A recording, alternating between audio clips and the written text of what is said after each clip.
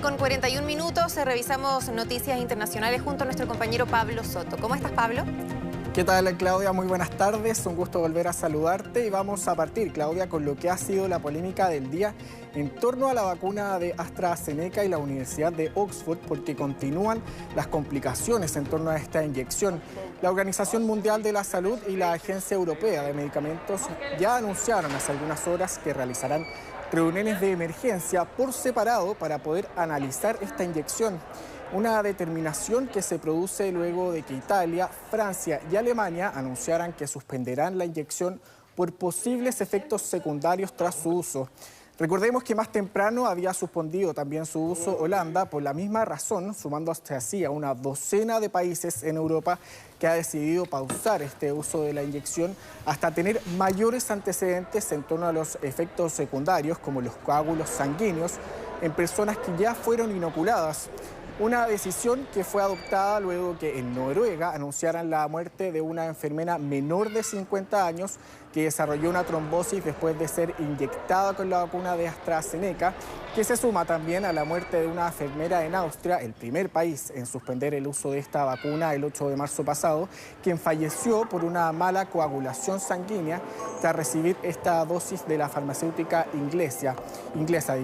La OMS se va a reunir mañana y la Agencia de Medicamentos Europea el jueves, Claudia, para poder así analizar todos los antecedentes. AstraZeneca y Oxford ya anunciaron que no existe relación alguna entre las personas que desarrollan estos efectos secundarios y la inyección. Oxford se defiende, pero lo concreto es que obviamente no pueden probar que no existe una relación si es que existen casos. Y de hecho llama la atención que varios países ya la estén suspendiendo. No tengo el número exacto porque hoy se han sumado 3 países, pero esto va avanzando y va creciendo, ¿no? Conforme pasan los días.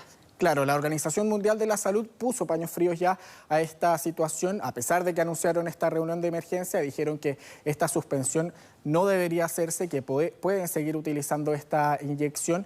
Eso sí, señalaron que puede ser un problema con el lote que fue enviado a los países europeos, porque son solo esos países los que han tenido estos problemas. Que sea algo puntual en el fondo. Claro, que sea algo puntual con esas dosis y que no sea algo generalizado con las otras inyecciones que han sido mandadas al resto del mundo. Bien, vamos a ver qué pasa. Así es, avanzamos con otras informaciones porque cientos de manifestantes se congregaron en la provincia siria de Idlib para conmemorar el 10º aniversario de la revolución siria durante este martes. Un conflicto que comenzó a mediados de marzo de 2011 con protestas pacíficas en favor de la democracia y que hasta hoy ha dejado a casi de 400.000 muertos. De ellos, 22.000 lamentablemente han sido niños, según informó el Observatorio Sirio de los Derechos Humanos, quienes también precisaron que estas muertes de civiles se deben a los ataques del régimen de Bashar al-Assad y las milicias aliadas. Los combates disminuyeron en 2020 debido al cese al fuego en el noroeste de Siria y también producto de la pandemia del coronavirus. El gobierno de Bashar al-Assad controla actualmente más del 60% del territorio tras una serie de victorias de sus fuerzas, apoyadas principalmente por Rusia desde el año 2015 contra los yihadistas y los rebeldes. Un conflicto, Claudia, que está muy lejos de terminar, una década de ataques que ha tenido una de las mayores éxodos de la historia reciente. Han sido más de 6,5 millones los desplazados internos, 5,5 millones de ellos han sido refugiados en los países cercanos, que son Turquía, el Líbano, Jordania, Irak y Egipto, y 11 millones de personas que actualmente dependen de la ayuda humanitaria. 12 millones de sirios sufren inseguridad alimentaria. El 90% de la población vive bajo el umbral de la pobreza. Y tú anunciabas también otras cifras y que tienen que ver con los desplazamientos. Más de la mitad de los sirios han sido desplazados desde el año 2011 y más de 12 millones de personas tuvieron que dejar sus hogares en un problema que tú lo decías no tiene para cuándo terminar. O sea, no se ve al menos ningún atisbo de esperanza del cese al fuego. Así es, Bashar al-Assad sigue al mando del gobierno y en contra de su régimen. Fue el por qué se inició esta crisis. Sí, es que te quería preguntar porque hay polémica y que viene directamente desde el Vaticano. Así es, porque finalmente el Vaticano, como dices, decretó que la Iglesia Católica no puede bendecir las uniones entre personas del mismo sexo, ya que Dios, y cito, no puede bendecir el pecado. Fue de esta manera que la Congregación para la Doctrina de la Fe emitió una respuesta formal a una pregunta si el clero puede bendecir o no las uniones homosexuales. En ese sentido, el decreto distingue entre la bienvenida y la bendición de la Iglesia a las personas homosexuales que, indica, deben ser tratados con dignidad, pero no son uniones. Pablo. Dime.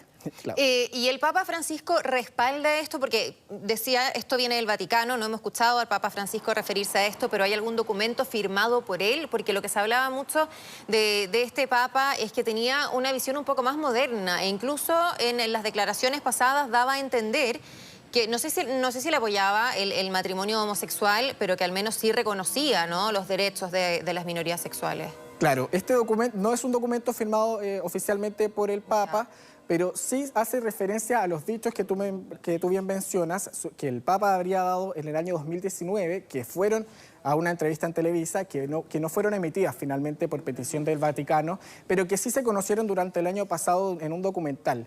Este documento viene a explicar más o menos cómo se trata en el Vaticano las uniones homosexuales. El Papa, a lo que según ellos hace referencia es que él se refiere a la esfera civil y no dentro de la Iglesia, el tema del catolicismo.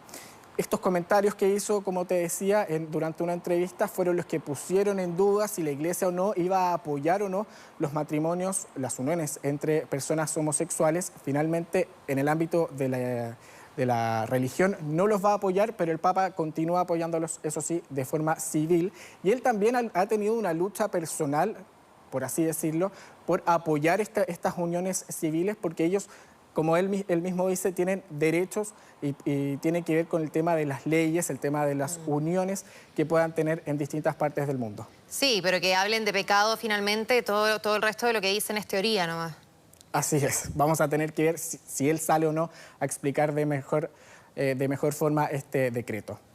Nos vamos hasta Rusia porque el opositor Alexei Navalny denunció a través de un mensaje en su cuenta en Instagram estar encarcelado en un campo de concentración luego de ser trasladado desde un centro de detención en las afueras de Moscú hasta un centro penitenciario en la región de Vladimir, en el oeste del país. En este mensaje dice estar sorprendido por la construcción de un campo de concentración a 100 kilómetros de Moscú, en donde deberá cumplir la pena de 2 años y medio de cárcel. Un lugar que es conocido en el país por sus duras condiciones de aislamientos a los que son sometidos los presos y a los que él mismo hizo referencia en este mensaje por la gran cantidad de seguridad y el trato que es totalmente diferente al que él recibía en el otro centro penitenciario.